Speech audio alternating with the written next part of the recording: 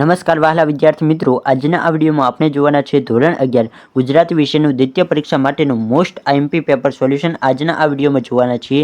તો ખાસ વિદ્યાર્થી મિત્રો આ વિડીયોને અંત સુધી જરૂરથી જુઓ। તો સૌપ્રથમ વિદ્યાર્થી મિત્રો આપણે વિભાગ એ જોઈએ।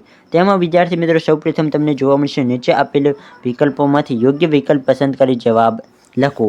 આમાં વિદ્યાર્થી મિત્રો તમને એક ગુણનો એક વિકલ્પ પૂછવામાં આવે છે। એ કયો હોય છે તો તમને જે તમારી અનુક્રમણિકા જોવા મળે છે તેમાંથી તમને વિભાગ એમાં સૌપ્રથમનો એક પ્રશ્ન આવે છે તે જોવા મળશે। તો ખાસ તમારે અનુક્રમણિકા પાકી કરી લેવાની છે। ભજન કરે તે જીતે કાવ્યના કવિનું નામ જણાવો। જો તમને જવાબ આવડતો હોય તો તમે કોમેન્ટ બોક્સમાં લખી શકો છો। જો ના આવડતો હોય તો હું તમને જણાવું છું। ભજન કરે તે જીતે કાવ્યના કવિનું નામ શું છે તો કે મકરંદ દવે। આગળ જોઈએ, નીચે આપેલ પ્રશ્નોના એક એક વાક્યમાં ઉત્તર લખો। તેમ તમને બે પ્રશ્નો જોવા મળશે। કવિએ શ્રીરામને કેવા કહ્યા છે તો કે કવિએ શ્રીરામને અશરણ અર્થાત નિરાધારના આધાર કહ્યા છે। અંતે કોણ નાવિકના મનનું સમાધાન કરે છે તો કે અંતે નાવિકના મનનું સમાધાન વિશ્વામિત્ર કરે છે। આગળ જોઈએ, નીચે આપેલ પ્રશ્નોના 3-4 વાક્યોમાં જવાબ લખો। તેના તમને 2 ગુણ મળશે દરેક પ્રશ્નના। તેમાં વિદ્યાર્થી મિત્રો પ્રશ્ન નંબર 1 છે, લુહાર શું જુએ છે એનું હૃદય શી વ્યથા અનુભવે છે। વધ સ્તંભ પર જડેલા ઈસુને જોવા માટે મેદની એકઠી થઈ છે। મેદની વિખરતા વૃદ્ધ લુહાર આવે છે અને વધ સ્તંભ પર જડેલા ઈસુને જોઈ તેને અત્યંત દુઃખ થાય છે। તે વિચારે છે કે મેં ખીલા મકાન બાંધવા માટે ઘડ્યા હતા અને તેનો ઉપયોગ કોઈ વસ્તુનો સર્જનાત્મક તેને સદ્ભાવનાથી જ કરતો હોય છે, પરંતુ જો તેનો દુરુપયોગ કરવામાં આવે તો તે ભાંગી પડતો હોય છે। તેવું જ કંઈક અહીં લુહાર સાથે થાય છે, કારણ કે આ લુહારના જે ખીલા હતા તે બીજે યુઝ કરવામાં આવે, એટલે કે ખરાબ વસ્તુમાં ઈસુને જે ખીલીઓ દેવામાં આવી છે તેના માટે ઉપયોગ કરવામાં આવે એટલે લુહારને બહુ જ દુઃખ થાય છે। પોતાના સર્જનનો આવો દુરુપયોગ જોઈ લુહારનું મન વ્યથા અનુભવે છે, એટલે કે દર્દ અનુભવે છે। હવે છે પ્રશ્ન નંબર 5। નીચે એના પર આપેલા પ્રશ્નોના સવિસ્તર જવાબ લખવાના રહેશે। તેમાં તમને એક પ્રશ્ન જોવા મળશે જે 4 ગુણનો હશે। તેમાં વિદ્યાર્થી મિત્રો આપણે પ્રશ્ન નંબર 5 જોઈએ કે મારા ફળીના ઝાડવા 2 કાવ્યનો મધ્યવર્તી વિચાર લખો। તો કે મારા ફળીના ઝાડવા 2 કાવ્યમાં કવિએ 2 ઝાડ વચ્ચેનો કલ્પિત વાર્તાલાપ મૂક્યો છે। એક ઝાડવું દૂર જંગલમાં પોતાના ભાઈ ભાડુઓ સાથે રહેવા ઈચ્છે છે। તેની ફળીમાં એકલવાયું લાગે છે। તેનાથી સ્વજનોનો વિયોગ હવે સહન થતો નથી। દિવસ તો તે ગમે તેમ કરીને પસાર કરી લે છે, પરંતુ રાત તેનાથી પસાર થતી નથી। બીજું ઝાડવું તેને સમજાવે છે કે આપણે અહીં વધારે સુરક્ષિત છીએ।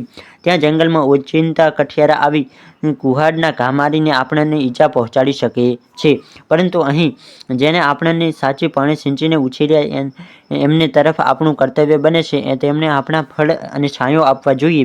તે પ્રથમ ઝાડવાને અહીં ફળીમાં જવા સમજાવે છે। આમ કાવ્યમાં કવિએ 2 ઝાડના વાર્તાલાપ દ્વારા ઉપકારનો બદલો ઉપકારથી આપવો। આ ગીતનો મધ્યવર્તી વિચાર એ છે કે માનવ જીવનની સાર્થકતા સૌને ઉપયોગી થવામાં છે।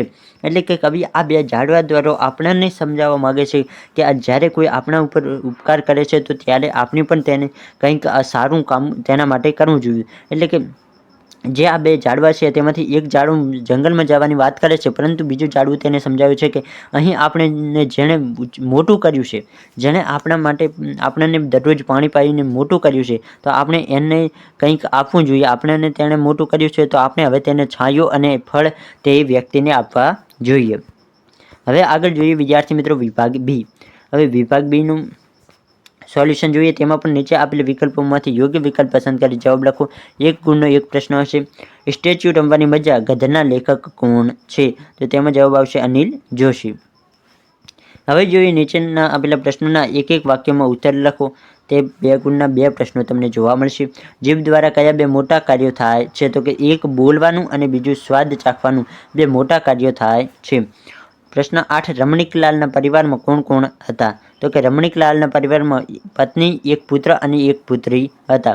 અને ખાસ વિદ્યાર્થી મિત્રો જણાવી દઉં કે જો તમારે સંપૂર્ણ આઈએમપી પેપર સોલ્યુશનની પીડીએફ જોઈતી હોય તો બિલકુલ ફ્રીમાં તમે ડાઉનલોડ કરી શકો છો। આ વિડીયોના ડિસ્ક્રિપ્શન બોક્સમાં હું તેની લિંક આપી દઈશ। ત્યાંથી તમે ધોરણ 11ના દરેક વિષયના મોસ્ટ આઈએમપી પેપર સોલ્યુશનની પીડીએફ બિલકુલ ફ્રીમાં મેળવી શકશો।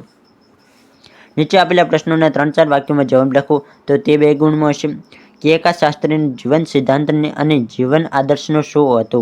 તો કે શાસ્ત્રીજી ખૂબ જ વિનયી હતા. કમખા ગમખા કે શાસ્ત્રીનો જીવન સિદ્ધાંત હતો જીવનમાં ઓછામાં ઓછું પરિગ્રહ અને વધુમાં વધુ વિદ્યા સંગ્રહ એમના જીવનનો આદર્શ હતો. આગળ વાત કરીએ પ્રશ્ન નંબર મોસ્ટ ઇમ્પોર્ટન્ટ જે 4 ગુણમાં તમને પ્રશ્ન પૂછાય છે. નીચે આપેલા પ્રશ્નોના સવિસ્તર જવાબ લખો. તેમાં વિદ્યાર્થી મિત્રો 10મો પ્રશ્ન તમને અથવામાં પણ જોવા મળશે, એટલે કે તમને 2 પ્રશ્નો પૂછવામાં આવશે, તેમાં તમને જે પ્રશ્નનો જવાબ આવતો હોય તે તમારે લખવાનો રહેશે. આમાં વાત કરીએ 10મો પ્રશ્ન છે કે કર્મનો હિસાબ દરેકે ચૂકવવો પડે છે. આ વિધાન કૃતિના આધારે સમજાવવાનું છે. તો કે કર્મનો હિસાબ દરેકે ચૂકવવો જ પડે છે.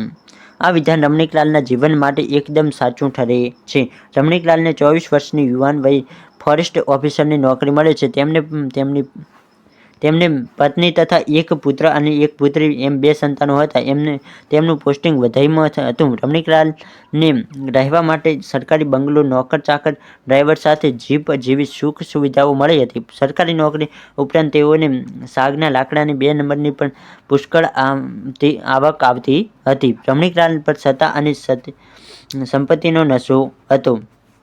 તાક જમાવવા માટે રમણીકલાલ જ્યારે જીપ લઈને રાઉન્ડમાં નીકળતા એ વખતે જાણે જંગલના મહારાજા હોય તેવો પોતે વટ કરતા હતા. આવા જ વટમાં એક દિવસ તેઓ 2 શ્રમજીવીઓને માત્ર ડાળખા વીણીને લઈ જતા હતા. તેઓ જુએ છે તે 2માંથી રમણીકલાલને જોઈને ભાગી જાય છે અને અન્ય એકને રમણીકલાલ એટલી જોરથી ચાબુક મારે છે કે તેની ખોપરી ફાટી જાય છે અને તે મૃત્યુ પામે છે. ગરીબ શ્રમજીવીની પત્ની તેને 4 બાળકો નિરાધાર થઈ જાય છે.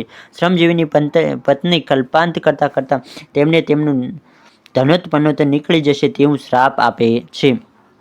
શ્રમજીવીની પત્નીએ આપેલા શાપનો પ્રતાપ રમણીકલાલની પત્ની હાર્ટ એટેકથી મૃત્યુ પામે છે. અમેરિકામાં ભણતો પુત્ર આંતરડાના કેન્સરને કારણે લીધે બચી શકતો નથી અને તેની સારવારમાં રમણીકલાલની બધી કમાણી સાફ સફાઈ થઈ જાય છે.